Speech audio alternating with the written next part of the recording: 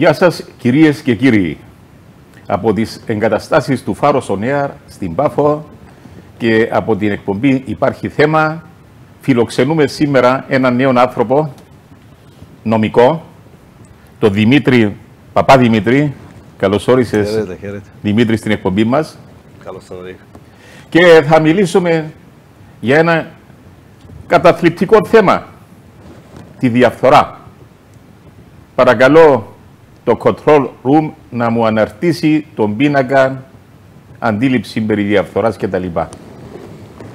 Δημήτρη, πίσω μας υπάρχει, βλέπεις, ένα διάγραμμα που έχει τις χώρες και καταλαβαίνεις εσύ, βλέπω την κουκκίδα, την πορτοκάλια αριστερά, είμαστε οι πρώτοι.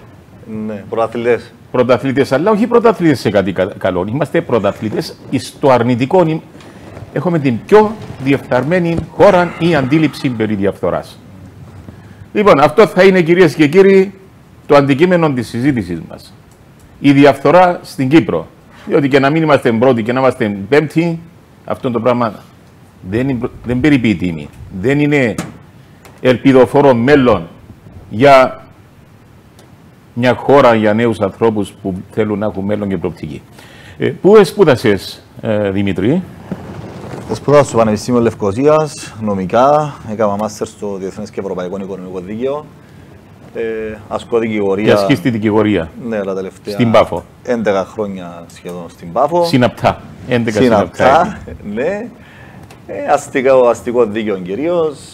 Τράπεζες, από πλευράς δανειολήπτη, όχι τράπεζας.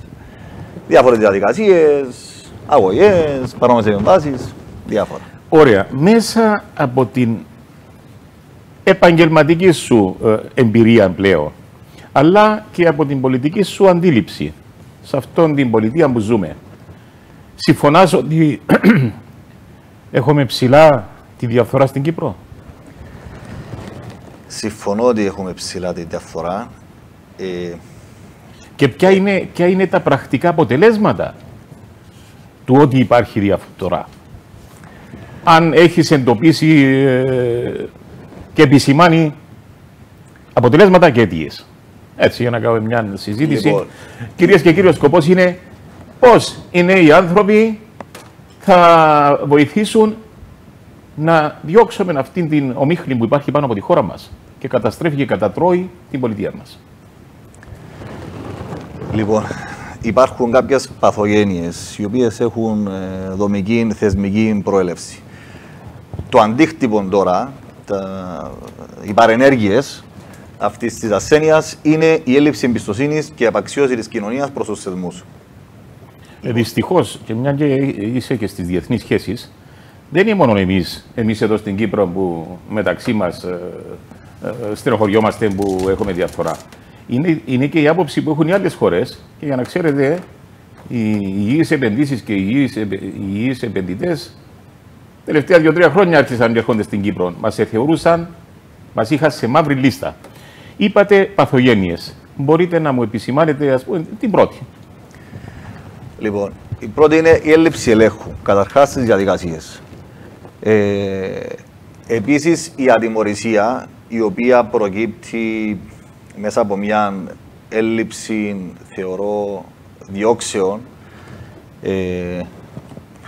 λόγω των ανεξάρτητων θεσμών, ναι. Μπορώ να επεκταθώ αργότερα. Πολύ σωστά τα και λέτε. είναι και θέμα νοοτροπίας, όπου στην πολιτική στην Κύπρο υπάρχει ένα καρτέλ διαφθοράς, εκμετάλλευσης και ανικανότητας, μπορώ να πω σε κάποιες περιπτώσεις. Συνεπώς, βλέπουμε αυτά τα φαινόμενα, το τελευταίο με το Βασιλικό, όπου υπήρχαν προδοποιήσεις και ελήφθη έναν πολιτικό ρίσκο, το οποίο θα ζημιώσει τον κυπριακό λαό σε 65-67 εκατομμύρια, αν δεν κάνω λάθος, που πρέπει να επιστραφούν στην Ευρωπαϊκή Ένωση. Και όχι μόνο. Και όχι μόνο. Ναι. Και το κυριότερο είναι ότι δεν υλοποιούνται τα έργα γρήγορα. Συν οι δικαστικές διαδικασίες, οι οποίες είναι χρονοβόρες, οπότε όποτε γίνει κάποια προσφυγή παραμένει στάσιμο νέων έργων. Που θεωρώ ότι, εντάξει, δεν είναι θέμα Βουλής, θεωρώ ότι είναι θέμα ανώτατου δικαστηρίου να θεσπιστούν κάποιες διαδικασίες για ταχεία εκδίκαση τέτοιων υποθέσεων. Τώρα, αγγίξατε πάρα πολλά θέματα, τα οποία όντως όλα είναι όχι μια παθογένεια, είναι πολλές παθογένειες. Ξεκινούμε από το πρώτο. Έλλειψη ελέγχου. Θεσμικά, το Σύνταγμα μας προβλέπει, οι Εγγλέζοι που μας το έκαναμε όπως το ζητήσαμε, μας έκαναν ένα πολύ καλό Σύνταγμα. Εις ό,τι αφορά το δίκαιο είναι πολύ καλό. Το αποτέλεσμα όμως είναι ότι δεν το χρησιμοποιούμε και δεν το εφαρμόζουμε. Λοιπόν, αυτοί μας εισήξαν στην νέο κράτος που δημιούργηκε την έννοια του γενικού ελεγχτή. Ναι. Και μάλιστα με την έννοια ότι να είναι προσωποπαγές. Δηλαδή, έναν άτομο επιλέγει ο πρόεδρος της Δημοκρατίας, το βάζει εκεί και την επόμενη ημέρα έχει απόλυτη ανεξαρτησία κινήσεων, ανεξέλεκτος ο ίδιος, καλός ή κακός θα μείνει εκεί μέχρι να φύγει με σύνταξη. Σωστά το που λέω. Ναι. Και υπάρχει αυτή η υπηρεσία και μάλιστα με πολύ προσωπικό. Πείτε μας την άποψή σας για αυτή την υπηρεσία, για αυτόν τον θεσμό του κράτους. Το ανέλεκτον υπάρχει και στον... Το ανέλεκτον, όπως διεφάνει, δεν είναι απόλυτο ως προς το γενικό ελεγχτή, διότι έγινε διαδικασία ενώπιον του Ανωτάτου Συνταγματικού Πυλοδικαστηρίου και επαύθη ο Γενικός Ελεγχτής κατόπιν αίτησης του Γενικού Εισαγγελέα. Οι λόγοι για τους οποίους επάθηκε είναι εκεί. Βασικά το Σύνταγμα μιλάει για ανάρμοση συμπεριφορά, είναι μια ευρεία ενία όπου πρέπει να έρθει το δικαστήριο μετέπειτα, γιατί υπάρχουν πολλές, τούτο πρέπει να λεχθεί, να γίνει ξεκάθαρο. Τώρα όμως θέλω να συμφωνήσεις, Δημήτρη, μαζί μου ότι η ανάρμοση συμπεριφορά δεν έχει να κάνει με το περιεχόμενο της δουλειάς του. Δεν τους μίλησε καλά, ας πούμε. Δηλαδή δεν έχει να κάνει με το περιεχόμενο του ελέγχου κτλ. Είμαι σωστός? Όχι. Λέει ανάρμοση συμπεριφορά σε επίπεδο που τον καθιστά δυνατόν να εκτελεί τα καθήκοντά του. Και το ανώτατο μετά από μια αίτηση και μια πολυσέλιδη απόφαση, τέλος πάντων, έκρινε με βάση κάποιες συμπεριφορές και στα μίδια και θεσμικά, εξωθεσμικά και θεσμικά, ότι υπέπεσε στην ανάρμοση συμπεριφορά όπως προέρχεται το Σύνταγμα και ότι έπρεπε να πάρθει. Μάλιστα. Σωστόν, λάθος, έγινε τέλειος. Προφανώς συνέβη για πρώτη φορά. Ωστόσο, το ανέλεκτο που λέμε υπάρχει στον θεσμό του Γενικού Εισαγγελέα, ο οποίος λαμβάνει αποφάσεις ως προς την άσκηση ποινικών διώξεων, την αναστολή ποινικών διώξεων κλπ. Όταν οι ποινικές διώξεις αφορούν και ιδιώτες, αλλά κυρίως όταν αφορούν πολιτικά πρόσωπα και δεν ασκούνται οι διώξεις, τότε είναι εκεί που κεντρίζει το κοινωνικό ενδιαφέρον, το δημόσιο ενδιαφέρον. Ναι, σαφώς και είναι τούτο και ανεπαθογένεια, αλλά ναι. Ας μείνουμε πίσω. Ναι. Ας μείνουμε πίσω στο πρώτο θέμα για να το διεξέλθουμε με τις διαφορές του παραμέτρους. Θυμούμε, Δημήτρη, είχαμε κάποτε, και βεβαιώστε με ότι είναι αλήθεια, την κυρία Γιορκάτση που ήταν γενικός ελεγχτής. Ναι. Κάθε χρόνο. Η γενική ελεύθερια, όπως. Γενική ελεύθερια. Εξεκαθαρίστηκε μέρα, ήταν αντιπέη, ήταν γενικός ελεγχτής. Βουλευτής ή βουλευτρία. Εντάξει, η ελληνική γλώσσα, κυρίες και κύριοι, τώρα είναι ευέλικτη. Όχι, για αστείο μου εδώ. Είναι ευέλικτη και μας επιτρέπει να έχουμε αυτόν τον πλούτο. Και να μην τηρούμε και τους κανόνες ενίοτε. Λοιπόν, η κυρία ελεύθερια, όπως λέτε, κάθε χρόνο έπαιρνε έναν το σχέτο σονά, τον έδινε του Προέδρου, πάρ' τον, ευχαριστώ, λες και δεν συνέβη τίποτε. Μα ποιος το σχέδιο. Κανένας δεν μπορούσε να δει αν τα ευρήματα ετυχάναν να προωθηθούν για να. Πώς βλέπετε, ακολούθως, συγγνώμη, και δεν θέλω να μονοπολώ τη συζήτηση, εσείς είστε ο συνεντευξιαζόμενος, ακολούθως μπήκε ένας άλλος γενικός ελεγχτής, ο οποίος πήγαινε στο άλλον άκρο και έπιανε τα ευρήματα και το κάθε εύρημα ενδεχομένως να το χρησιμοποιούσε και για άλλες σκοπιμότητες. Δεν θέλω να το συζητήσω εν τούτο. Απλώς θέλω να πω ότι πάλι σαν ανεξάρτητος θεσμός έπιανε το κάθε τι και το διατυμπάνιζε. Υπάρχει μήπως έναν κενό, κύριε Δημήτρη, στην θεσμική διαδικασία? Δηλαδή βρίσκει ο Γενικός Ελεγχτής κάτι, μπορεί να το πάρει στο δικαστήριο ή πρέπει να το πάρει ο Πρόεδρος ή ο Γενικός Εισαγγελέας? Στο δικαστήριο όχι, δεν θα το πάρει στο δικαστήριο. Θα το υποβάλει. Θα το υποβάλει στο Γενικό Εισαγγελέα. Όπως και ο Γενικός Ελεγχτής και διάφορες επιτροπές ερευνητικές που διατυπώνουν πορίσματα κλπ. Όλα αυτά τίθενται ενώπιον του Γενικού Εισαγγελέα, ο οποίος έχει την αποκλειστική αρμοδιότητα για την άσκηση ποινικών διώξεων. Τώρα, λοιπόν, σε όλες αυτές τις πολιτικές πράξεις, οικονομικές, νομικές πράξεις, όταν υπάρχει ατιμωρησία, όταν δεν υπάρχει μία ποινή, τότε υπάρχει αταξία. Και στις μέρες μας σήμερα στην Κύπρο θεωρώ ότι υπάρχει αυτή η αταξία και ο εμπεγμός της κοινωνίας. Με συγχωρέσετε να πω, άκουσα μια συνέντευξη του Νίκου Αναστασιάδη προχτές. Έκαμε με να νιώσω ότι ο άνθρωπος δεν διέπραξε το παραμικρό, δηλαδή ότι ήταν ολόσωστος. Νομίζω κάποια πράγματα αγγίζουν τα όρια του εμπεγμού, γιατί και μια κούλπα να πει ένας πολιτικός, να παραδεχτεί ένα λάθος, λέει ότι αναλαμβάνει την πολιτική ευθύνη. Η πολιτική ευθύνη πρέπει να έχει περιεχόμενο. Και στις μέρες μας δεν έχει περιεχόμενο. Δηλαδή, κάποιος αναλαμβάνει την πολιτική ευθύνη, δεν υπάρχει θεσμικό πλαίσιο που θα τον αναγκάσει να παραιτηθεί, δεν υπάρχει θεσμικό πλαίσιο που θα τον αναγκάσει να επιστρέψει χρήματα πίσω. Δεν υπάρχει θεσμικό πλαίσιο ως προς την τιμωρία. Και να υπάρχει και θεσμικό πλαίσιο, μπορεί να μην υπάρχει θέληση. Ναι, σωστό, αλλά και το να αρθεί ασυλία, να διωχθεί ένας πρόεδρος, για παράδειγμα, είναι κάτι εξαιρετικά δύσκολο με βάση το Σύνταγμα. Πρέπει να αρθεί ενώπιον των άλλων συνταγματικού κύριε Δημήτρη, για συγκεκριμένα συμπεριφορές. Ακούσατε για το τι έγινε στη Γαλλία με τον Σαρκοζή. Ναι. Τι έγινε? Τιμωρήθηκε 5 χρόνια, δεν κάνω λάθος. Δικαστήκε? 3 χρόνια. Δικάστηκε από δικαστήριο. Δικάστηκε, ναι. Του βάλαν 5 χρόνια. Του δώσαν 2 μήνες αναστολή, κάτι να προετοιμάσει, ξέρω, τα πράγματα του, και θα κάνει 5 χρόνια στο Ναι. Ποιος τον επαρέπεψε, άραγε? Η εισαγγελία της Γαλλίας. Το θέμα είναι ότι υπάρχει το ανέλεκτο. Και τώρα συζητείται η συνταγματική τροποποίηση ως προς τον έλεγχο και την αιτιολόγηση των αποφάσεων του Γενικού Εισαγγελέα. Εγώ προσωπικά δεν είδα το νομοσχέδιο. Συγγνώμη, να σε διακοπτώ. Ναι. Ένα θέμα είναι να γίνει ο έλεγχος, να βγει ένα μπόρισμα, και από εκεί και πέρα. Άλλο είναι η δίωξη. Άλλο πράγμα είναι η δίωξη τώρα. Ναι. Διότι πάρε, κύριε Πρόεδρε, τούτον τον σχέπονι, όλες οι παρανομίες, όλες οι κλεψιές, έλεγε Νίκο, ευχαριστώ πολύ, να πας στο καλό, και το κάθε χρόνο το ίδιο.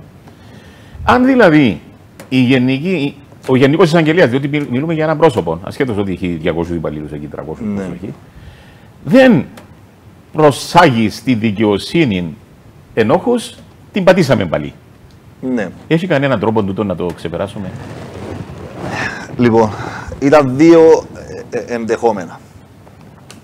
Το ένα ήταν ο εσωτερικός έλεγχος εντός της νομικής υπηρεσίας. Δηλαδή η νομική υπηρεσία να θεσπίσει κάποιες προϋποθέσεις για αναστολή ποινικών διώξεων ή για άσκηση ποινικών διώξεων και να γίνεται εσωτερικός έλεγχος. Πλέον όμως τούτον εξεπεράστηκε, γιατί υπάρχει νομοσχέδιο το οποίο θα προβλέπει των δικαστικών ελεγχών από το ανώτατο συνταγματικό δικαστήριο των αποφάσεων του Γενικού Εισαγγελέα. Τώρα, πώς θα γίνεται ο έλεγχος, με ποια κριτήρια, δεν γνωρίζω. Να είμαι ειλικρινής, θεωρώ ότι θα είναι μια γενικής μορφής αναφορά στο Σύνταγμα, όπου θα περιμένουμε το ανώτατο να την εξειδικεύσει και να θεσπιστούν νομολογιακά κριτήρια. Τώρα όμως, και είσαι και δικηγόρος και βεβαίως μας συμβαίνει κάτι διαφορετικό, ακούεις τη λέξη ανώτατον και σηκώνει την τρίχα σου, μπορεί να σημαίνει 5 και 10 χρόνια, εκτός από μια-δυο αποφάσεις που βγήκαν την ίδια μέρα. Δηλαδή, εκλονίστηκε πάρα πολλά η εμπιστοσύνη μας. Εντάξει, ναι. Τέτοιες περιπτώσεις δεν θεωρώ ότι είναι να πάρουν τόσο χρόνο. Όμως, γενικά η δικαιοσύνη αργεί να απονεμηθεί σε σημείο που καταστρατηγείται ο πρωταρχικός σκοπός της δίκης, που είναι η απονομή της δικαιοσύνης. Γιατί, λόγω χρόνου βασικά, λόγω καθυστέρησης, πέραν της μνήμης των μαρτύρων, τα δυσβάσταχτα έξοδα, η ταλαιπωρία κλπ. Επίσης, τούτον έχει οικονομική πτυχή, γιατί στο καπιταλιστικό σύστημα, στη φιλεύθερη αγορά στην οποία δρούμε, ο κάθε ένας για να προβεί σε μια συναλλαγή, είναι μια διορική συμφωνία, θέλει να ξέρει, πρέπει να νιώθει ασφάλεια προς τη συναλλαγή του. Θέλει να ξέρει ότι θα βρει το δίκαιο του σε εύλογο χρόνο. Ταχαίως δηλαδή. Τούτον δημιουργεί ανασφάλεια στις συναλλαγές. Πέρα, εκτός των υπολείπων. Μια και είσαι δικηγόρος, θα σου πω ένα πρόσφατο παράδειγμα, θα αλλάξω τα ονόματα και τα χωριά. Η κυρία Ευδοξία από το Ψάθι, είναι άλλα χωριά και άλλα ονόματα, ήβρε έναν ενεργολάβο, ας τον ονομάσουμε Νικόλα, να της χτίσει το σπίτι της. Της έδωσε και μια προσφορά στο χαρτί, χωρίς να κάνουν κανέναν έγγραφο, του έδωσε 5.000, μην είδατε τον Παναγί. Μην είδατε τον Παναγί. Ήρθε η γυναίκα κλαμώντας στο γραφείο μου, πώς θα του δώκες 5.000. Έπιασα τηλέφωνο. Ρε, έπιασε 5.000 της γυναίκας και δεν τα διασπίσω. Μα έκανα έξοδα. Ποια έξοδα? Έπια 3 φορές στο Ψάθι. 3 φορές. Μα 3 φορές στο Ψάθι. 3 επί 20. Ήταν η πεζίνα ακριβή. 60 την πίνε και με τη Δευτέρα. Λοιπόν, και μου είπε η γυναίκα, τι να κάνουμε. Τη λέω να βρούμε κανέναν οδέρι. Διότι, κυρίες και κύριοι, να πάει στο δικαστήριο τώρα για τούτον τις 5.000, ώσπου να πεις καλημέρα, να γίνουν 15 τα δικηγορικά έξοδα, που οι δικηγόροι τα θέλουν κιόλας, διότι μπορεί να ρισκάρει τόσα χρόνια. Και στο τέλος το ποσό της υπόθεσης δεν αξίζει τον κόπο και την ταλαιπωρία κτλ. Έχουμε αυτό το κενό, όντως. Και εδώ θέλω να πω και ένα παράδειγμα ενδιαφέρον. Στην αρχαία Ηλιαία πήγαιναν το πρωί πολίτες που ενδιαφέρονταν να δικάσουν, δικαιούνταν να γίνουν δικαστές. Και είχε μια κάσια με κλήρους, το γνωρίζετε τη διαδικασία? Όχι, υπάρχει η διαδικασία των ενόρκων. Ναι, ήταν όπως τον ντόμινο που είχε έτσι για τα μικρές πετρούλες και ο καθένας έγραφε πάνω το όνομα του. Ανακατώναντες και έπιανε ο κείμονας να δικάσει την υπόθεση του Αλέξανδρου εναντίον της Ευκαρπίας. Έπρεπε ώσπου να ανοιχτώσει να βγει η απόφαση με τα δεδομένα που είχαν ενώπιον τους. Ακούαν τους μάρτυρες στα πλαίσια τούτου του χρόνου και την ίδια ημέρα έβγαινε η απόφαση. Και το κάνουν τούτο οι παππούδες μας για να μην προλάβουν να γυρίσει η μέρα και να δημιουργηθούν σχέσεις διαπλοκής μεταξύ των δικαστών. Εντάξει, να πω κάτι. Λοιπόν, άρα το θέμα του χρόνου είναι σαφέστατα, είναι τρομακτικής σημασίας. Να πω κάτι. Πρέπει να υπάρχει μια αναλογία. Γιατί τώρα οι πράξεις, οι συναλλαγές μπορεί να έχεις μαρτυρία από γιατρούς, που λογιστές, που υπάρχει χαρτούρα. Ναι, κύριε, ειδικά που μπλέκεται το δημόσιο, υπάρχει τεράστια χαρτούρα. Αν ήταν έτσι και ήταν να χάσεις την πτήση στο δίλης και να χάσεις την υπόθεση, θα δέχουν και τα βγάλουν με πάσα. Απλώς δώσαν μας οι Εγγλέζοι ένα σύστημα δικονομικό. Πλέον τροποποιήσαμε και τους θεσμούς πολιτικής δικονομίας. Όμως θεωρώ ότι θα λυθεί το πρόβλημα, διότι υπάρχουν πολλά δικονομικά στάδια. Και είναι σαν μια πόρτα. Ανοίγεις μια πόρτα. Σου βρίσκεις άλλη πόρτα. Ναι, άλλοι. Μετά για σκοπούς ισότητας των όπλων, δίκαιες δίκες κλπ. Προκύπτουν αιτήσεις, πρέπει να δώσεις στον άλλο την ευκαιρία να ακουστεί, αιτήσεις επί αιτήσεων, εστάσεις. Κάνουμε ακρόαση ενδιάμεσων αιτήσεων, γραπτές αγορεύσεις για ακρόαση ενδιάμεσων αιτήσεων τυπικού χαρακτήρα. Για τυπικές διαδικασίες. Γι' αυτό οι υποθέσεις ήθελαν 8 χρόνια να δικαστούν. Μπορεί οι προδικαστικές να πάνε παραπάνω χρόνο από την δίκαση. Σίγουρα. Μπορεί να μια ακρόαση υπάρχει και ο μάρτυρας. Άρα, κύριε Δημήτρη, πάμε πίσω, διότι ξεκινήσαμε με την έννοια ότι η δική μου θέση ότι το ανώτατο δικαστήριο να ελέγχει τον βότο τον βάρ του Ρίγανη. Πότε αυτόν πώς το λέμε, δίσκαμπτον σώμα να ανταποκριθεί και να βγάλει κανένα πόρισμα, να περάσει και πενταετία και θα δούμε τίποτε. Υπάρχει κανένας πρακτικός τρόπος να έχουμε σύντομων έλεγχων και του ελέγχοντα και των ελεγχθέντων? Λοιπόν, να σας πω κάτι. Έχετε καμιά ιδέα, έτσι, καμιά πρόταση? Αν ήσουν πρόεδρος, τι θα κάνεις? Αν ήμουν πρόεδρος, θα έκανα παγκόσμια πρωτοτυπία. Πες τι. Που είναι θέμα της Βουλής βεβαίως, γιατί προϋποθέτει συνταγματική τροποποίηση. Να ελέγχεται, ακούστε, γενικά εμένα βασικός πυλώνας της πολιτικής μου, αν εκλεγώ και λοιπά, και η βασική ιδέα τούρης της υποψηφιότητας είναι η άμεση δημοκρατία. Δηλαδή η κοινωνία να συγκροτείται σε δήμο. Να έχει θεσμικό χαρακτήρα, δηλαδή ο πολίτης να μπορεί να αποφασίζει για τον εαυτό του. Τούτο σημαίνει ανακλητό και ενδεχομένως πάυση ακόμα και ανεξάρτητων παρόλων που διορίζονται. Βασικά, τι συμβαίνει. Η λογική πίσω από τον διορισμό, γιατί ο Γενικός Εισαγγελέας δεν διορίζεται, δεν εκλέγεται. Γιατί δεν μπορεί να είναι πολιτική επιλογή, πολιτικής φύσεως επιλογή. Να είναι... Αλλά ερχόμαστε και εκλέγεται από έναν πρόεδρο, ο οποίος είναι πολιτικό πρόσωπο και στηρίζεται από κόμματα για να εκλεγεί. Ναι.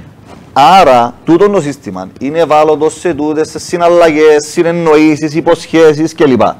Το να τεθεί θητεία στο Γενικό Εισαγγελέα θεωρώ ότι είναι κάτι θετικό. Θητεία που να μην ακολουθεί τη θητεία του Προεδρού, αλλά έχουμε και διαδοχικές καταστάσεις εξουσίας. Δηλαδή. Εννοείται θητεία για συγκεκριμένο χρονικό διάστημα και να του Γενικού Εισαγγελέα, επαναξιολογείται και να. Όχι, πάπεται. Δεν ξέρω αν μπορεί να διοριστεί εκ νέου. Γιατί είναι πρόταση. Είναι πρόταση. 4 χρόνια και πάλι.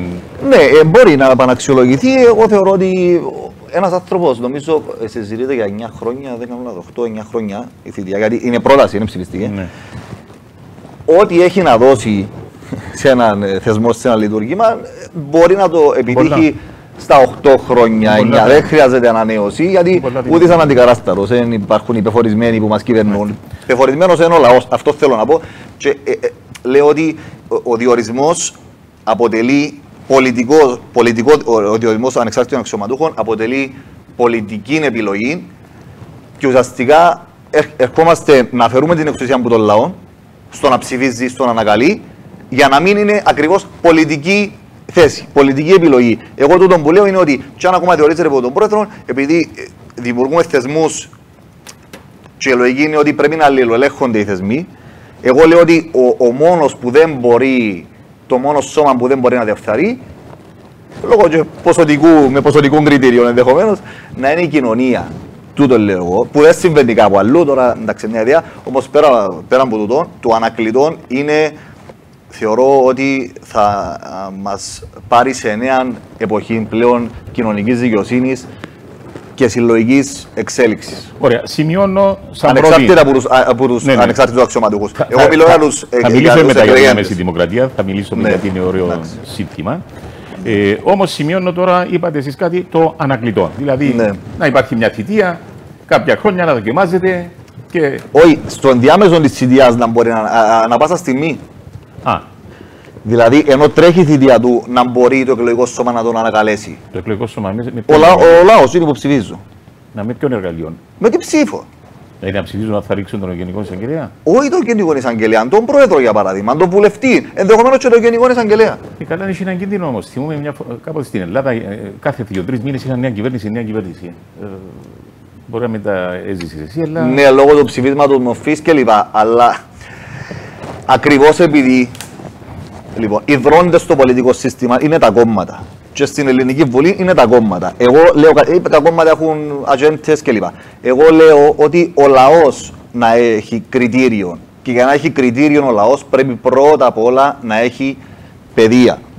Πρέπει να πάμε πιο πίσω. Όμως τώρα μιλούμε για την εκτελεστική εξουσία, για τον πρόεδρο. Για την εκτελεστική εξουσία. Εάν έχει ανακλητών, αν υπάρχει δυνατότητα του ανακλητού, δεν υπάρχει ανακλητών που τον λαό στην Ελλάδα. Η Βουλή. Στην Κύπρο όμως δεν υπάρχει που κανένα. Ναι, μα η Βουλή η κυβέρνηση σχηματίζεται από η Βουλή στην Ελλάδα. Όμως απλά πρέπει να το εξηγήσω. Πάμε πίσω στο Γενικό Εισαγγελέα. Ας τον πρόεδρο, επί του παρόντος. Ναι, ο Γενικός Εισαγγελέας λέω εγώ ότι εάν υπάρχει. Γιατί δεν ξέρω, ενδεχομένως να μην είναι δυνατόν να ανακαλείται ο Γενικός Εισαγγελέας, να πάπεται μάλλον, να ανακαλείται γιατί δεν ψηφίζεται. Αλλά εάν υπάρχει ανακλητών ακόμα και στην εκτελεστική εξουσία, τότε θα είμαστε πολύ πιο προσεκτικοί στους διορισμούς των ανεξάρτητων αξιωματούχων. Γιατί ξέρουμε ότι ο νυν Γενικός Εισαγγελέας και ο βοηθός Γενικός Εισαγγελέας συμμετείχαν στο Υπουργικό Συμβούλιο Επικυβέρνησης Αναστασιάδη.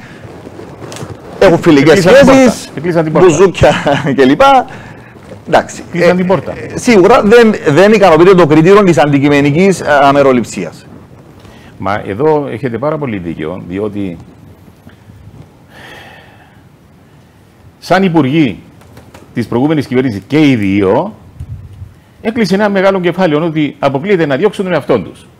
Άρα ήταν πάρα πολύ λάθος. Λόγω των υποθέσεων με τα διαβατήρια, αφού συμμετείχαν, εγκρίνονται τα διαβατήρια που το Υπουργικό Σύμβουλιο, στο οποίο συμμετείχαν. Ναι, αυτό λέω. Ήταν πάρα πολύ λάθος το πράγμα. Είναι λοιπόν, είστε υπέρ της θητείας για να. Θητεία βεβαίως, απλά τούτο που λέω δεν παράξενο. Πάμε τώρα σε κάτι άλλο. Ηλεκτρονικά να γίνονται. Πάμε τώρα σε κάτι άλλο. Ο πρόεδρος είχε μια ιδέα και την προώθησε κιόλας να διαχωρίσει τις εξουσίες του Γενικού Εισαγγελέα. Εις ό,τι αφορά την ιδιότητα του να είναι σύμβουλος του κράτους και όσον αφορά την ιδιότητα του να προσάγει ενόχους στο δικαστήριο, ύποπτους, όπως θέλετε πείτε το. Ποια είναι η γνώμη σας για τούτον το διαχωρισμό των θεσμών? Εντάξει, λύνει το πρόβλημα τούτο. Δεν λύνει το πρόβλημα. Είναι επιφανειακό μέτρο. Ενδεχομένως, εντάξει, είπαμε αντικειμενική αμεροληψία στα μάτια του κόσμου πώς φαίνεται. Η γυναίκα του Κέστρα να είναι τιμία, αλλά να φαίνεται και τιμία. Αλλά ουσιαστικά θα υπάρχει ένα άλλο γραφείο. Παρεμπιπτόντως, θέλω να αναφερθώ σε κάτι. Γιατί διατυπώθησαν πολλές ενστάσεις ως προς την τροποποίηση λόγω του δικαίου της ανάγκης και του δικαιωτικού χαρακτήρα του συντάγματος. Λοιπόν, η πρόταση δεν αφορά αφαίρεση εξουσιών που το Γενικό Εισαγγελέα και το Βοηθό Γενικό Εισαγγελέα που αφορά και Τουρκοκύπριο. Αφαίρεση εξουσίες Τουρκοκυπρίου. Θεσμού ο οποίος θα κατήχεται από Τουρκοκύπριο. Δημιουργείται το γραφείο του Γενικού Δημοσίου Κατηγόρου και του Βοηθού Γενικού Δημοσίου Κατηγόρου, ο οποίος θα είναι σε περίπτωση επιστροφής των Τουρκοκυπρίων, για παράδειγμα, θα είναι Τουρκοκύπριος. Άρα δεν παραβιάζεται κανέναν. Δηλαδή τώρα, Δημήτρη, αν κατάλαβα καλά, και σε ευχαριστώ που το θύμισες και το επισήμανες, έβαλαν τον Βοηθό Γενικό Εισαγγελέα εκεί που έπρεπε να ήταν ένας Τουρκοκύπριος. Και επικαλεστήκαν ότι δίκαιο της είναι ανάγκη να έχουμε Βοηθό Γενικό Εισαγγελέα και βάλαμε έναν δεύτερον υπουργό. Μπας και βρεθήκαν ένας άλλος εκεί και μείνει η πόρτα μισάνοιχτη. Είναι καλά που τα λέω? Ναι, αλλά δεν μπορούμε. Ένα λεπτό. Όχι, ένα λεπτό. Δεν μπορούμε να αφαιρούμε θέσεις που αφορούν Τουρκοκύπριους. Γιατί το επιχείρημα των Τουρκοκυπρίων είναι ότι. Πρέπει να μείνει κενή, δηλαδή η θέση του βοηθού. Είναι κενιές του. Πρέπει να μείνει κενή. Αλλά δεν μπορούμε να καταργούμε θέσεις που αφορούν Τουρκοκυπρίους. Γιατί λοιπόν, αφού λένε ότι είναι απομονωμένοι. Άρα λοιπόν το γεγονός ότι την γεμίσαν την θέση είναι μεμπτό. Είχε σκοπιμότητα. Ναι, πρέπει να μείνει. Βεβαίως, ως προς την εσωτερική του διαδικασία, από ό,τι άκουσα τις δηλώσεις του Γενικού Εισαγγελέα, από ό,τι ξέρω, υπάρχει ένας διαχωρισμός άτυπος. Δηλαδή, ο βοηθός Γενικός Εισαγγελέας είναι εκείνος που είναι αρμόδιος υπεύθυνος για τις ποινικές διώξεις. Σιγά τώρα που δεν τα βρίσκουμε μεταξύ τους αφού έχουν την ίδια ιδιότητα. Ναι, αλλά αν ακόμα δημιουργήσουμε ένα γραφείο του Γενικού Δημοσίου Κατηγόρου, εγώ λέω. Καλό θα ήταν είτε να προάγεται με ποιοτικά κριτήρια, όχι κατά ανάγκη διορισμός. Μπορεί να προάγεται ο Γενικός Δημόσιος Κατηγόρος, να ξεκίνησε δημόσιος κατηγόρος ή δικηγόρος της Δημοκρατίας, ναι, να είναι θέση καριέρας. Και να καταλήξει, να γίνει αλφα, ενώ σήμερα μπορεί ο πρόεδρος να ένα ταχυνοπιτάρι να του πει είσαι ο Γενικός Εισαγγελέας, έτσι είναι? Εντάξει, εγνωσμένου κύρου προσωπικότητα, ατομικός, έμπειρος. Στοιχεία κτλ. Όχι. Πρέπει να πτυχιούχος. Ναι, πρέπει να κατέχει, είναι νομικός. Μα γράφει η θέση του τα. Έχω την εντύπωση ότι μπορεί να διορίσει οποιονδήποτε. Ανεξαρτήτως. Δεν θυμούμε το λεκτικό ακριβώς του συνταγματός. Πάντως είναι εγνωσμένου κύρους προσωπικότητες νομικοί που διορίζουν. Το ΑΚΕΛ είχε μια άλλη πρόταση. Μου την εξήγησε και εμένα προσωπικά, μιλώντας με τον Λουκαίδη του ΑΚΕΛ, ότι θέλουν να υπάρχει ελεκτικό συμβούλιο που να ελέγχει τον εισαγγελέα συστημένο από τα κόμματα. Εντάξει, ένα λεπτό. Νομίζω είναι τα προσόντα δικαστή, με κάθε επιφύλαξη δεν θυμούμαι ακριβώς τώρα, μπορεί να είναι τα προσόντα δικαστή. Πρέπει να έχει τα προσόντα, δεν είμαι σίγουρος. Θα το ψάξω. Εν πάση περιπτώσει, τούτον δεν πρόκειται να βάλουν ένα ταχυνοπιτάρι, γιατί μπορεί να φτιάξει ζάχαρον τους, όχι. Ωραία. Η πρόταση του ΑΚΕΛ για ελεκτικό συμβούλιο μπορεί να πενταμελές, νομίζω, από ό,τι είπαν και τα λοιπά. Πώς την βλέπετε, πώς την αξιολογείτε? Να πέσω στα κόμματα πάλι. Ναι, ελεκτικό συμβούλιο ποιους είναι να το διορίσει. 3 άτομα νομίζω, ανεξάρτητοι. Μα αν εκπροσωπεί των κομμάτων. Άμα να το βάλουν τα κόμματα δεν μπορεί να βάλουν. Αλλή μόνο. Είναι τούτον ότι πάντα πρέπει θα υπάρχουν φυσικά πρόσωπα μεμονωμένα τα οποία επιλέγονται με τα κριτήρια που βλέπουμε διαχρονικά να επιλέγονται και πάντα θα πρέπει να ελέγχουν τους εαυτούς τους βασικά, γιατί είναι μέρος ενός κομματικού κατεστημένου. Γι' αυτό λέω η φωνή και η δύναμη στον λαό. Απλό. Το να καταλήγουν όλα στην δικαστική εξουσία, μπορώ να πω ότι η δικαστική εξουσία στέκει μακράν περισσότερο από τις υπόλοιπες. Αλλά Πάλι, και η δικαστική εξουσία, οι δικαστές του Ανώτατου Συνταγματικού διορίζονται από τον πρόεδρο. Είχαμε τον Νικολά, τον ευλόγησε την κόρη του, μα ξεχάσαμε τα τούτα τώρα. Ο ανώτατος θεσμός, να πούμε, λειτουργήσε σαν να είναι ο τελευταίος στασινοπιτάρης στην αγορά. Λοιπόν, εν πάση περιπτώσει, Δημητρή, ακούσαμε τους προβληματισμούς σου για το θέμα και τα ευάλωτα στοιχεία του να έχουμε ένα πρόσωπο παγιές σύστημα ελέγχου και ακόμα χειρότερο τα προϊόντα εκείνου του συστήματος ελέγχου να πηγαίνουν σε άλλο πρόσωπο παγιές της προσαγωγής και της δίωξης. Που εάν χωλαίνει το ένα ή το άλλο ή και τα δυο, βρισκόμαστε στο ανεξέλεκτο. Θα ήθελα πέραν τούτου, διότι δεν εξαντλείται το θέμα των ελέγχων κτλ. Έχουμε μια πολύ μεγάλη γκάμα δράσεων του κράτους, όπως είναι τα μεγάλα έργα, όπως είναι οι προσλήψεις, οι διορισμοί, όπως είναι οι προαγωγές κλπ. Στα οποία, εάν ρωτήσεις τον μέσον πολίτη, θα σου πει Παναγία μου. Μπαίνουν οι ανίκανοι,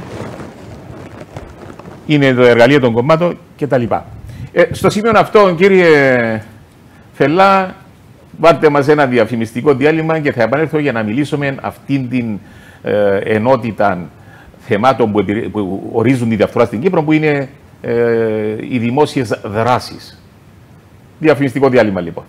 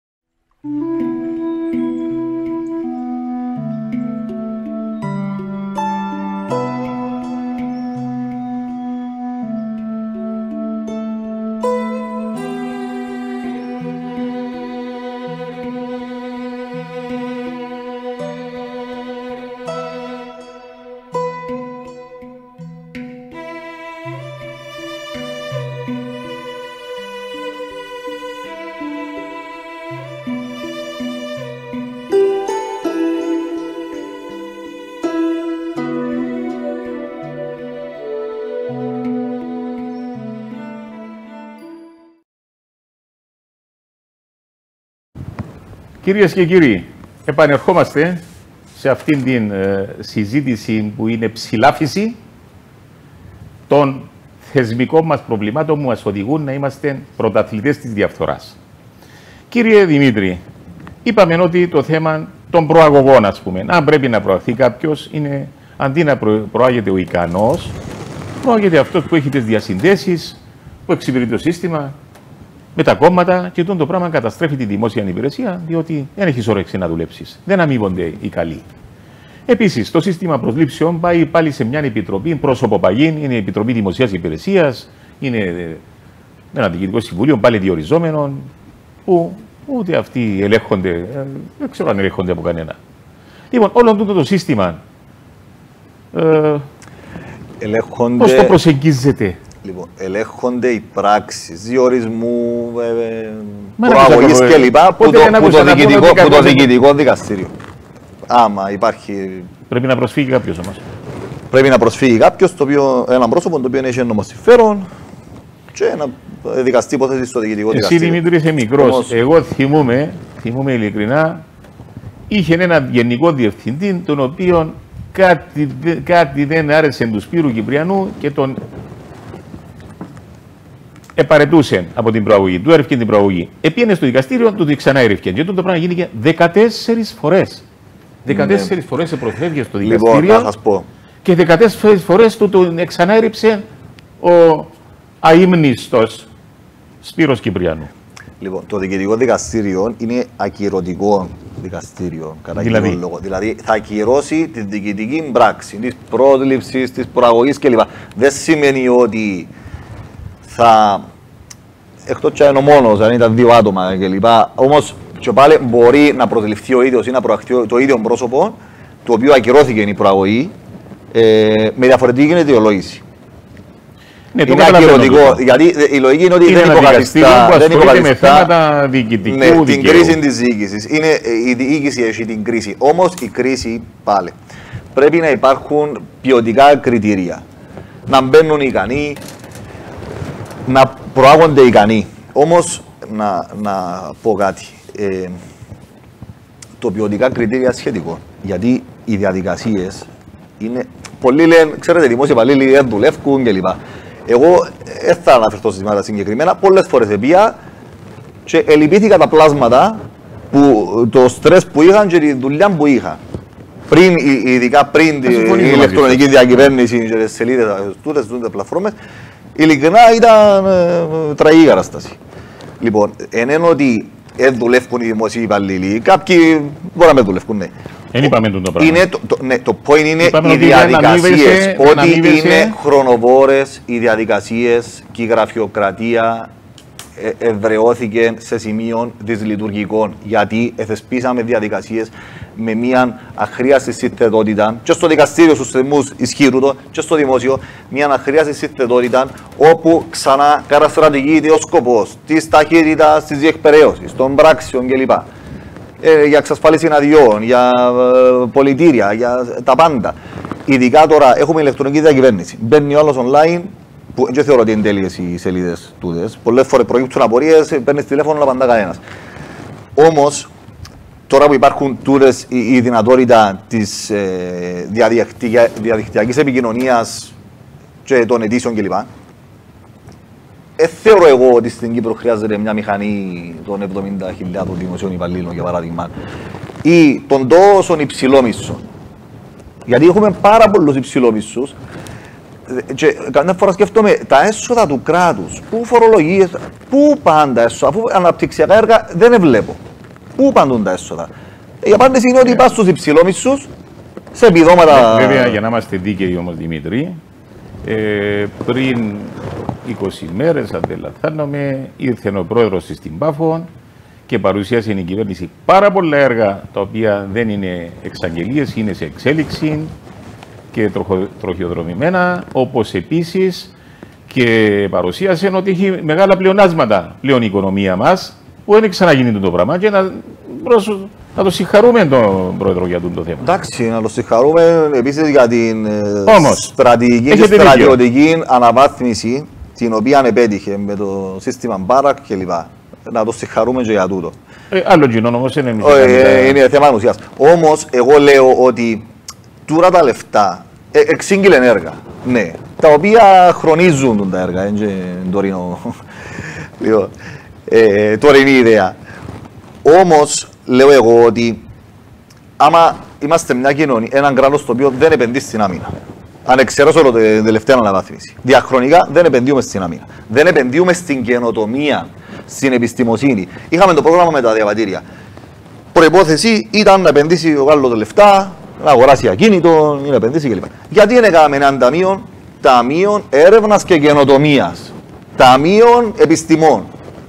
Αντί να πάει να αγοράσει ακίνητο σε υπεραξία για να καρποθεί, για να υποφεληθεί. Τι πράγμα? Έπρεπε να πουλήσουν οι developers. Ναι, έπρεπε να πουλήσουν οι developers. Για να πιάσει κάτι που δεν ανταποκρίνεται τα λεφτά που έδωσε στην αντικειμενική του αξία. Γιατί δεν κάναμε έναν ταμείο έρευνας και καινοτομίας, αφού θέλουμε να είμαστε σπουδασμένοι και κέντρο ερευνών, να αναπτύξουμε επιστημοσύνη και έρευνα στην Κύπρο. Είναι η έρευνα που θα μας πάρει μπροστά. Και εγώ λέω, και την οικονομία, την ακρίβεια κλπ. Δώστε τα απαραίτητα στον κόσμο για να μπορεί να αναπτυχθεί. Δεν λέω να ζουν όλοι με επιδόματα, αλλά να έχουν ευκαιρίες και δώστε τα απαραίτητα. Βάρτε φρένο, δηλαδή ο άλλος με το ελάχιστο εγκυμένο εισόδημα που λαμβάνει να μπορεί εκείνο το εισόδημα να ανταποκρίνεται σε έναν αξιοπρεπές επίπεδο ζωής. Το παραπάνω να είναι απλά πολυτέλεια για να μπορεί να συλλογάται καλά. Τώρα, κύριε Παπαδημήτρη, αν είπετε καμιά νοικοσαριά θέσεις, οι 18 έχουν να κάνουν με τη Βουλή. Δηλαδή, λέτε να μπουν ποιοτικά κριτήρια. Μα για να μπουν τα ποιοτικά κριτήρια, πρέπει να τα βάλει ο νόμος. Δεν πέφτουν από τον ουρανό τα ποιοτικά κριτήρια. Και για να τα βάλει ο νόμος, πρέπει να τα ψηφίσει η Βουλή. Τι άποψη έχετε για τη Βουλή μας? Οπότε παρακολουθήσω, βλέπω καυγάδες βασικά. Μα είναι κάτι γελία πράγματα τώρα. Ναι, λογοπαίγνια και τα λοιπά. Και η ουσία είναι ότι. Τέλος πάντων, κατά φορά λέω. Πάντα ψηφίζουν τις τράπεζες, να βγαίνουν για πάντα μένα. Ψηφίζουν το σύστημα. Κάνουν κοκορομαχίες. Πάντα ψηφίζουν τους ψηλούς μισθούς διότι είναι και δικοί τους μέσα. Ναι. Τι άποψη έχετε για τη Βουλή, τι θα αλλάζατε, πώς θα θέλατε του βουλευτή του μέλλοντος? Το πολιτικό προσωπικό χρήζει αναβάθμισης. Και εγώ λέω, δεν λέω το για μένα τώρα, οποιοςδήποτε, και εγώ θέλω να έρθουν κι άλλοι νέοι με νέες ιδέες, λέω ότι ανεξαρτήτως του αν κατεβαίνεις αν διεκδικείς μια θέση κάτω από έναν κόμμα, υπάρχει πέρα από τη συλλογικότητα κλπ. Υπάρχει και η ατομικότητα. Δηλαδή πρέπει ο καθένας να έχει όραμα για εκείνη τη θέση. Αλλιώς μείνε σπίτι σου και να μην ψηφίζουμε πρόσωπα, να ψηφίζουμε μόνο κόμματα που να πιάνει το τάδε κόμμα τόσον της εκατόν και να είναι ο κομματάρχης μόνο να ψηφίζουν μόνοι τους και να έχουν την άλογη βαρύτητα. Πρέπει όποιος μπαίνει μέσα να έχει όραμα για να πάρει τον τόπο μπροστά. Πολιτικά, να δώσει ποιότητα ζωής στον κόσμο κλπ. Να εξελιχθούμε διανοητικά. Τούτον είναι ο καθένας μπαίνει για μέ και είναι μία από τα ίδια. Αν θα είσαι μία από τα ίδια, μείνε σπίτι σου και... Όμως το θέμα είναι το δυστυχές θέμα, αγαπητέ κύριε Παπαδημήτρη, είναι ότι μπαίνουν και νέοι βουλευτές και σε λίγες εβδομάδες η γραμμή των κομμάτων δεν μπορεί να πει σε εκείνο, ξέρεις η γραμμή μας εν τούτη, ξέρεις η απόφαση μας εν τούτη και καταπνίγουν και τους νέους ανθρώπους και επαναλαμβάνεται το σύστημα. Να σας πω, ένας νέος ο οποίος εγαλουχήθηκε, ήταν στο σχολείο, ήξερε με τον κόμματος, πήγε να σπουδάσει παρατάξεις κλπ. Έρχεται νεολαίες, αυτά. Δεν είναι εύκολο να απογαλακτιστεί και να αποκτήσει δική του άποψη. Καθόλου εύκολο. Είναι εύκολο. Γι' αυτό βλέπουμε νέους ηλικιακά, αλλά βλέπουμε νέες νοοτροπίες και νέα αντιμετώπιση. Εγώ κατεβαίνω για παράδειγμα με το ΕΛΑΜ γιατί συμφωνώ σε βασικές αρχές και αξίες κλπ. Μαζί τους. Και σημαίνει ότι δεν έχω κρίση δική μου. Ο καθένας που κατεβαίνει υπάρχει το ατομικό στοιχείο. Ο καθένας πρέπει να έχει όραμα, να έχει δική του κρίση. Γι' αυτό είπαμε κάτι προηγουμένως για τη δημόσια υπηρεσία. Τα κόμματα δημιουργήσαν έναν κατεστημένο ανάγκη εξάρτησης των πολιτών. Είναι η τροφή τους. Είναι η τροφή τους. Να με διορίσεις, να πιάσω το τηλέφωνο τον τάδε πολιτικό να με βοηθήσει. Όλα αυτά είναι για να συντηρείται το σύστημα. Είναι οι πελάτες τους. Είναι για να συντηρείται το σύστημα. Όμως είναι θεμελιώδη θέματα τούτα και τώρα κάποιος, ο πολίτης, αισθάνεται συντετριμμένος όταν σκεφτεί την κλίμακα των αλλαγών που θα έπρεπε να γίνουν. Διότι πώς να ξυλώσεις τώρα έναν παγιωμένο πελατειακό σύστημα. Πάρα πολύ δύσκολα. Αν περιμένουμε από τους πολιτικούς οι οποίοι είναι ανέλεκτοι για να κυκλώνονται με το ίδιο κομματικό κατεστημένο, δεν θα αλλάξει ποτέ. Αν δώσουμε φωνή στον λαό, δεν θα αλλάξει. Αν δώσουμε έναν καλό βιωτικό επίπεδο στον λαό, δεν θα αλλάξει. Δεν θα έχει αναγκή κανένας να πιάνει τον τάδε πολιτικό, αρουσφέτting κλπ. Γιατί θα υπάρχουν ευκαιρίες έξω. Γιατί πλέον βλέπουμε όχι μόνο συσσόρευση του πλούτου, βλέπουμε μια κατανομή του πλούτου η οποία δεν ταυτίζεται με την παραγωγή και τη συνεισφορά στη γνώση. Ο καθένας σήμερα μπορεί να κάνει λεφτά που το τίποτε, που κρυπτονομίσματα, που YouTube, που αυτά. Τούτα δεν είναι ποιοτικά. Παίρνεις παίρνεις μόνο Είναι κακό λεφτά. όμως να κάνει. Όχι, είναι κακό. Είναι κακό. Γιατί παίρνεις λεφτά. Με το μυαλό του που τα κάνει. Είναι με το μυαλό του. Είναι με το μυαλό του. Παίρνεις λεφτά, έχεις αγοραστική δύναμη και δεν διας κάτι πίσω. Τούτες όλες οι εταιρείες που έχουν τεράστια κέρδη ή ξένες εταιρείες που στην Κύπρο για παράδειγμα. Εν τους έβαλαμε προϋπόθεση, κύριε, έχεις μια φοροελάφρυνση κλπ. Να επενδύσεις το τόσο της εκατόν των κερδών σου στην Κύπρο, στην Κυπριακή αγορά. Στην έρευνα, στην καινοτομία, στην Κυπριακή αγορά, στον πρωτογενή τομέα. Εν το είπαμε το πράγμα. Δηλαδή, έχει ο καθένας αγοραστική δύναμη, έχει ακριβοπληρωμένους υπαλλήλους, μπορούν να πληρώσουν ένα νοίκιο 1.500 ευρώ παράδειγμα στη Λεμεσό, ένα μονάρι, αλλά ο Κυπραίος ή ο μέσος Κυπραίος δεν έχει τη δυνατότητα. Μα το μόνο είναι του Κυπραίου. Το θέμα είναι εάν τούτοι οι ανθρώποι και γενικά στον κόσμο, τούτη πρέπει να είναι η λογική μας, εάν τούτοι οι ανθρώποι, οι πλούσιοι, οι υπερπλούσιοι κλπ. Συνεισφέρουν κάτι, είναι πιο έξυπνοι από τους υπόλοιπους και πιο παραγωγικοί, συνεισφέρουν κάτι, να το δεχτούμε, να τους υπηρετήσουμε όλοι που λέει ο λόγος. Αλλά πλέον έγινε το καθένα να πλουτίζει με ατομικιστικό κριτήριο χωρίς να δει κάτι. Να έχει φοροελαφρύνσεις χωρίς να δει κάτι. Απλά να φέρει τα λεφτά του στο εξωτερικό. Ένα αντιπαραγωγικό σύστημα και αυτό είναι το διακρύβεια όλοι. Τώρα πάλι αγγίζουμε πάρα πολλά θέματα. Η ακρίβεια εισάγεται διότι όταν στην Ευρώπη το σάντουιτς είναι 17 και εσύ το έχεις 7 ευρώ και έρχεται ο Ευρωπαίος που είναι προτιμανμένο να πληρώσει και 10 και 12, στο τέλος να τα πληρώσει. Το θέμα όμως είναι, αγαπητέ μου, ότι πρόκειται για ένα ολοκληρωμένο σύστημα. Δηλαδή η χαμηλή φορολόγηση είναι ο λόγος που ήρθαν στην Κύπρο εταιρείες που ζωντάνεψαν την οικονομία, που πετάω αυτό, που δεχόμαστε πολίτες άλλων χωρών που κατοικούν και φέρνουν τις οικογένειες τους κτλ. Επειδή αν θυμάστε να πειράξουν λίγο, να ανεβάσουν λίγο τη φορολογία και γίνει και το σώσε. Δεν ξέρω αν είναι το να ανεβεί η φορολογία. Λέω εγώ να ανεβεί η φορολογία. Λέω να ανεβεί η φορολογία. Να κατεβεί η φορολογία. Δώσε κάτι πίσω. Να επενδύσεις στον τόπο που πάεις. Αυτό λέω εγώ. Προχθές Λέουν όλοι κάτι φόρεξ. Οι φόρεξ δεν ξέρω. Μπορεί να έχουν 20.000 υπαλλήλους να εργοδοτούν. Ο ιδιωτικός τομέας είναι πάνω από 300.000. Πάνω από 350.000 ο ιδιωτικός τομέας. Πού είναι τούτοι όλοι, πώς ανατρέπει τούτη την κακή εικόνα του ιδιωτικού τομέα τα προνόμια που λαμβάνουν ένα μηδαμινό ποσοστό μπροστά στο σύνολο. Δηλαδή, επειδή εργοδοτούνται κάποιοι και πιάνουν καλό μισθό, σημαίνει καλά στούρες εταιρείες. Εγώ δεν λέω να τις φορολογήσουμε, να φύγουν. Σωστό. Δω και περαιτέρω φοροελάφρυνση. Αλλά πέτου τσίνη τη φοροελάφρυνση, κάμε επανεπένδυστη στην Κύπρο. Ή τα κέρδη σου. Και γενικότερα, το υπερκέρδος ή εσχροκέρδεια πρέπει να καταπολεμηθεί είτε με φορολόγηση, είτε το κράτος να κατεβεί σαν ανταγωνιστή στην αγορά, σαν ιδιωτικό πρόσωπο να συναλλάσσεται, που υπάρχει το πράγμα. Είτε πλαφώνεται, ενδεχομένως να είναι κάπως δύσκολο συνταγματικά, αλλά η λύση θεωρώ ότι είναι τούτες οι δύο. Τώρα, κύριε Παπαδημητρή, πολύ σωστά, συνέχεια όσον τα λέτε αυτά, έρχεται πίσω στη σκέψη μου η κουβέντα που είπατε, να αναβαθμίσουμε την ποιότητα των ανθρώπων, να φέρουμε ανθρώπους πιο έντιμους, πιο οραματιστές στα πράγματα. Για παράδειγμα, κυρίες και κύριοι, προχθές είδα τον Αντετοκούμπο, έπιασε 25 εκατομμύρια δικαιούτου να πιάσει από τη μεταγραφή του υπό την ανανέωση του συμβόλαιου και επενδύουν τα 25 εκατομμύρια θα τα δώσω για φιλανθρωπίες. Και ξεκίνησε και μοιράζει κτλ. Είδα, επία στη Μεσσηνία πρόσφατα, στο Κώστα Ναβαρίνο, και μου έδειχναν αυτές τις τρεις υπάβλητες της αγοράς είναι ο Αντετοκούμπο. Και κάτι άλλο στη Μύκονο και πάνω.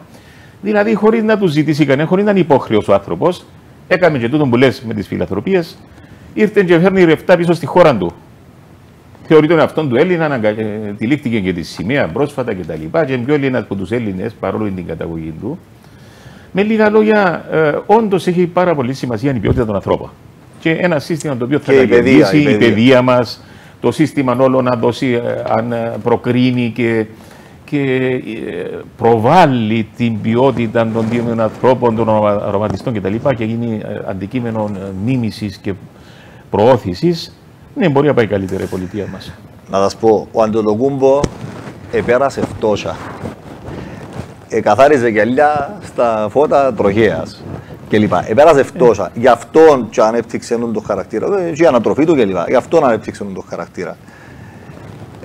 Όμως και ο Bill Gates δίνει δισεκατομμύρια και νομίζω δεν πέρασε φτώχεια. Ο Bill Gates μπορεί να δίνει και αφορολογικούς σκοπούς να κάνει δωρεές. Όχι, όχι, δισεκατομμύρια όντως. Πού τα δίνει δωρεές. Ναι.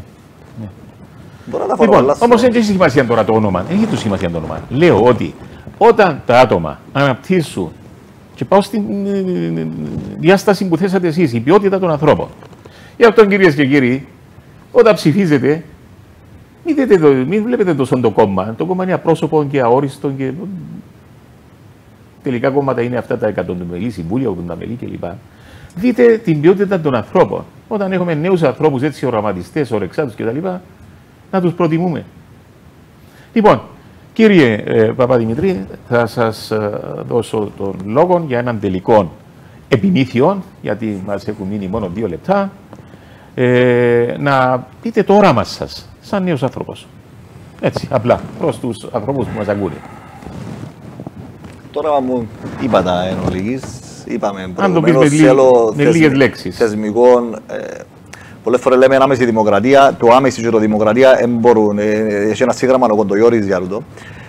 Να έχουμε μια πραγματική δημοκρατία, φωνή στον λαό, αξιοπρεπής διαβίωση, όχι στην εσχροκέρδεια, εθνική συνείδηση και εκλογήκευση της πολιτικής. Αυτό, εκλογήκευση. Σε ευχαριστούμε πάρα πολύ. Κυρίες και κύριοι, ακούσατε έναν νέο άνθρωπο, τα οράματα. Αντιλαμβάνομαι όταν λέει άμεση δημοκρατία, προφανώς δεν εννοεί ο καθένας να πάρει την απόφαση στα χέρια του, λειτουργούν πλέον τα νούμερα, αλλά να υπάρχει αμεσότητα μεταξύ της επιθυμίας του πολίτη και αυτό που μεταφέρεται μέσω των αντιπρόσωπων του. Διότι εμάς το τι γίνεται στην Κύπρο, όπως τα είπαμε κιόλας, ο αντιπρόσωπος τελικά δεν μας αντιπροσωπεύει καθόλου. Όχι, θα είναι εκτελεστικός υπεύθυνος της βούλησης του λαού. Θα να υπάρχει αμεσότητα. Ναι. Να μην χάνεται... Δεν να πάμε να σηκώνουμε χέρι, θα είναι αθηναϊκή δημοκρατία στην αγορά. Να μην χάνεται μεσόστρατα. Ναι, αλλά να υπάρχει έλεγχος. Η βούληση του λαού. Να μην χάνεται και να λιώνεται μεσόστρατα. Κυρίες και κύριοι, σας ευχαριστούμε πάρα πολύ. Δημήτρης Παπαδημήτρης, ένας νέος άνθρωπος, ανάπτυξε τις θέσεις του, τη δυσφορία του για τη διαφθορά που υπάρχει στην πολιτεία μας, σκέψεις και προτάσεις και αγγίξαμε έτσι λίγο τα θέματα της διαφθοράς που ουδόλως μας περιποιούν τιμή και μας κάνουν σαν χώρα να ντρεπόμαστε πολλές φορές. Αν σας άρεσε αυτή η συζήτηση, κάνετε την share στα media σας, να πάμε παρακάτω, farosonair.com. Σε ευχαριστούμε πάρα πολύ, Δημήτρη. Και όποτε αισθάνεσαι ότι θέλεις να ακολουθήσουμε κάποιο θέμα, είσαι ευπρόσδεκτος. Κυρίες και κύριοι, γεια σας.